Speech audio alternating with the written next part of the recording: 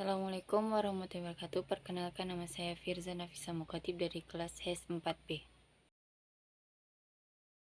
Etika distribusi dalam Islam.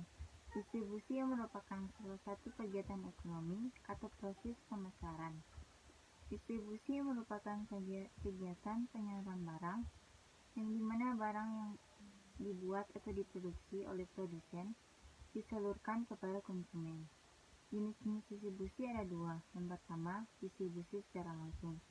Penyampaian barang dari produsen kepada konsumen melalui perantara, tetapi perantara mesti milik produsen sendiri. Menjual barang hasil produksinya melalui toko milik produsen itu sendiri. Yang kedua, distribusi secara tidak langsung. Kegiatan menyalurkan barang dan jasa melalui pihak-pihak lain atau badan perantara seperti agen, makelar, toko atau pedagang eceran. Etika distribusi dalam ekonomi Islam adalah norma-norma atau kaidah etik proses penyimpanan dan penyaluran produk kepada pelanggan berdasarkan prinsip-prinsip Islami. Islam sangat mendukung pertukaran barang dan menganggapnya produktif dan mendukung para pedagang yang berjalan di muka bumi mencari sebagian dari karunia Allah dan membolehkan orang memiliki modal untuk berdagang. Tapi ia tetap berusaha agar pertukaran barang itu berjalan atas prinsip-prinsip sebagai berikut. Yang pertama, larangan ikhtiar. Penimbunan barang atau di dalam bahasa Arabnya dikenal ikhtiar merupakan salah satu problem ekonomi cukup serius. Tidak terkecuali Islam yang secara normatif telah memprediksikan hal itu. Yang kedua, mencari keuntungan yang wajar. Islam tidak membenarkan praktik di dalam mencari keuntungan seperti apa yang terjadi dalam sistem kapitalis, yaitu suatu sistem yang membenarkan segala cara untuk mendapatkan keuntungan yang besar, termasuk dalamnya bentuk monopoli atau penimbunan barang dagangan yang kesemuanya itu akan menimbulkan kepincangan ekonomi di dalam masyarakat pada umumnya dan pelaku ekonomi itu sendiri pada khususnya. Yang ketiga, distribusi yang meluas.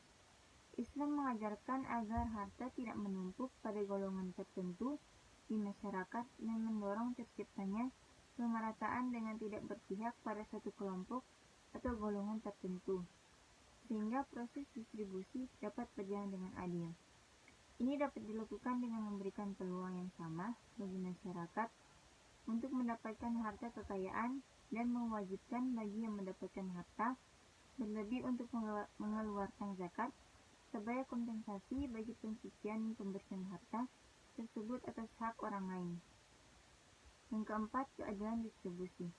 Keadilan distribusi diartikan sebagai memberikan kepada semua yang berhak akan haknya, baik pemilik hak itu sebagai individu atau kelompok tanpa melebihi ataupun mengurangi, tanpa melakukan pemihakan yang berlebihan, setidaknya dalam koridor konsep maupun premis.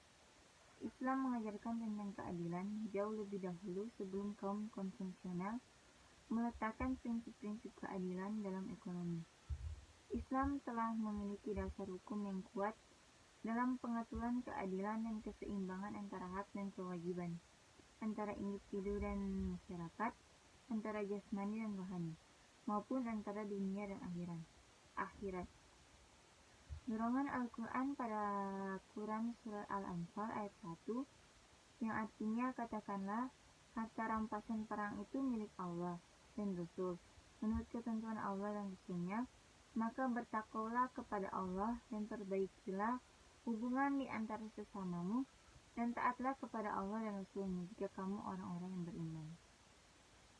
Mengandung nilai larangan keras penumpukan harta benda atau barang kebutuhan pokok pada segelintir orang saja. Pendistribusian harta yang tidak adil dan merata akan membuat orang yang kaya bertambah kaya dan yang miskin semakin miskin. Konsep distribusi menurut pandangan Islam ialah peningkatan dan pembagian bagi hasil kekayaan agar sirkulasi kekayaan dapat ditingkatkan sehingga kekayaan yang dapat melimpah dengan merata dan tidak hanya beredar di antara golongan tertentu saja. persoalan yang paling mendasar dalam proses distribusi adalah bagaimana implementasi dalam kehidupan masyarakat, sebab distribusi harus menggunakan prinsip keadilan ekonomi. Etika kerja Islam berbicara tentang etika, meski akan menyinggung agama, karena etika tidak bisa dipisahkan dari agama.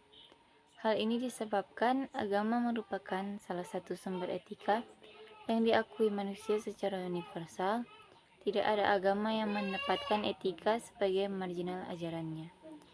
Setiap agama selalu menempatkan etika sebagai salah satu inti utama ajarannya, terlebih lagi agama Islam. Etika bisa juga difahami sebagai suatu filsafat moral atau ilmu yang membahas dan mengkaji nilai dan norma, sehingga merupakan refleksi kritis serta rasional mengenai nilai dan norma mengenai masalah-masalah kehidupan manusia dengan mendasarkan diri pada nilai dan norma yang diterima. Sehingga secara sederhana, etika adalah ilmu tentang apa yang dapat dilakukan atau ilmu tentang adat kebiasaan. Di samping itu juga, etika merupakan bidang ilmu yang bersifat normatif karena berperan menentukan apa yang harus dilakukan atau tidak boleh dilakukan oleh seorang individu. Al-Hayat mendefinisikan kerja dalam pengertian luas ialah semua usaha yang dilakukan manusia dalam hal materi, intelektual, dan fisik, serta hal yang berkaitan dengan keduniaan dan keakhiratan. Dalam hal ini, kerja dikaitkan dengan kemaslahatan, sedangkan kerja dalam pengertian khusus ialah tiap potensi yang dilakukan manusia untuk memenuhi tuntutan hidup berupa makan, pakaian, tempat tinggal, dan peningkatan taraf hidup pada umumnya. Sebenarnya bekerja merupakan sifat dasar manusia. Makanya manusia sering disebut makhluk bekerja.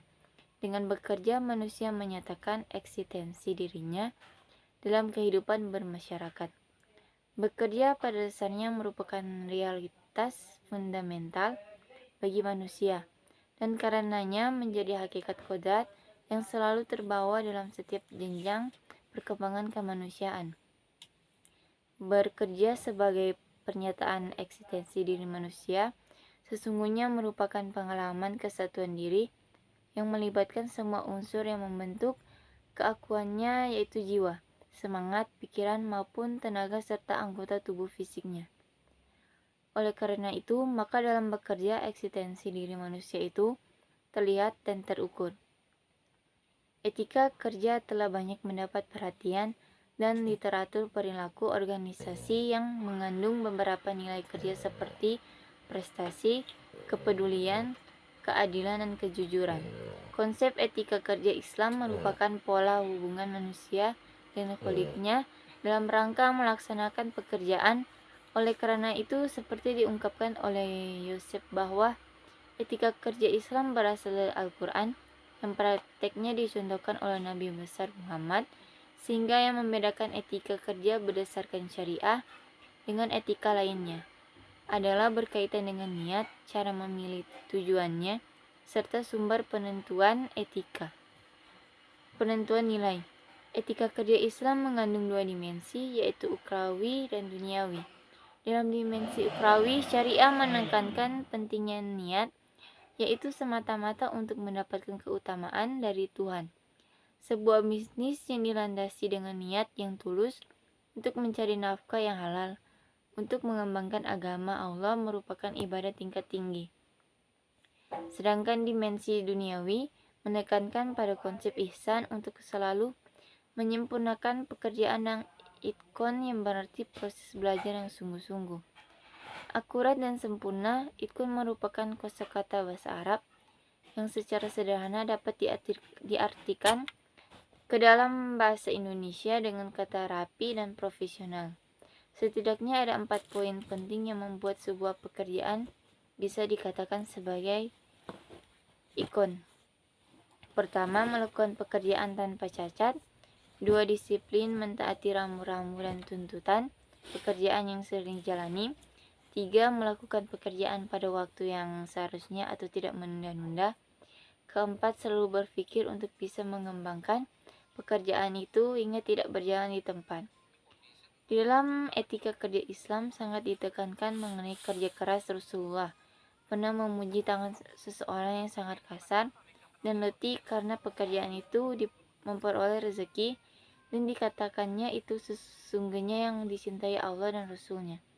Seorang muslim tidak boleh bermalas-malasan dalam mencari rezeki dengan alasan sibuk beribadah atau tawakal kepada Allah, karena langit tidak akan mencurahkan hujan emas dan perak. Allah berfirman, Quran surah Al-Nasr ayat 6-7. Sesungguhnya sesudah kesulitan itu ada kemudahan, maka apabila kamu telah selesai atau dari suatu urusan, kerjakanlah dengan sungguh-sungguh urusan yang lain. Ayat ini menekankan apabila telah selesai berdakwah, maka beribadahlah kepada Allah. Apabila kamu telah selesai mengerjakan urusan dunia, maka kerjakanlah urusan akhirat. Dan ada lagi yang mengatakan apabila telah mengerjakan sholat, berdoalah. Intinya apabila telah menyelesaikan suatu pekerjaan, maka langsung kerjakan yang lain. Sebab apapun yang diinginkan oleh seseorang, maka dapat dicapai jika diusahakan dengan kerja maksimal. Etika kerja Islam memandang dedikasi dalam bekerja adalah kebajikan. Usaha yang maksimum harus dilakukan oleh seseorang dalam bekerja, karena merupakan kewajiban seorang individu yang mampu kerja kreatif merupakan sumber kebahagiaan dan mencapai